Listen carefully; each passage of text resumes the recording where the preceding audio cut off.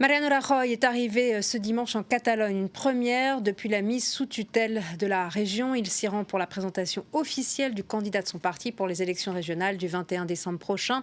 750 000 personnes ont défilé hier soir pour demander la libération de leurs dirigeants politiques emprisonnés. On retrouve tout de suite notre envoyé spécial Mélina Huet à Barcelone.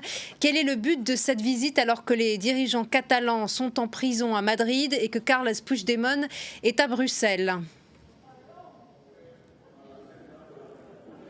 Eh bien, vous l'avez dit, Mariano Rajoy est là pour la présentation officielle de sa tête de liste candidat à la présidence de la Generalitat. C'est donc la succession de Carles Puigdemont, mais c'est une visite beaucoup plus symbolique finalement que porteuse d'espoir. On le sait, en 2015, son parti avait obtenu 8,5% des voix, donc très largement distancié par la concurrence, et la concurrence très importante, notamment celle de Ciudadanos, très importante parce que c'est la deuxième formation politique en Catalogne, et surtout parce que finalement elle récupère les voix des unionistes, puisque le Ciudadanos s'est construit en opposition justement au projet d'indépendance, un tout petit parti qui avait fait campagne contre Mariano Rajoy et son parti populaire, contre ce parti qu'il qualifiait de corrompu. Alors ce qu'est venu faire Mariano Rajoy, c'est essayer de récupérer ces voix des unionistes qui sont très difficiles à dénombrer.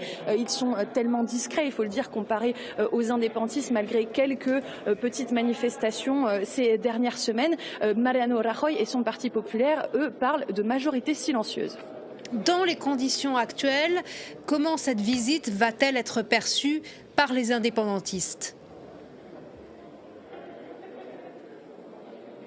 Alors les principales formations indépendantistes ont déjà réagi et vivement critiqué cette visite. Il faut savoir que Mariano Rajoy, c'est la véritable bête noire de la région de la Catalogne. Il représente l'article 155 de la Constitution et donc la mise sous tutelle de leur région. Et même parmi les unionistes, il est parfois vertement critiqué pour son acharnement. Il est jugé responsable de l'escalade qui a mené à la crise que connaît l'Espagne actuellement, c'est-à-dire 2 mois de crise la plus importante depuis 40 ans.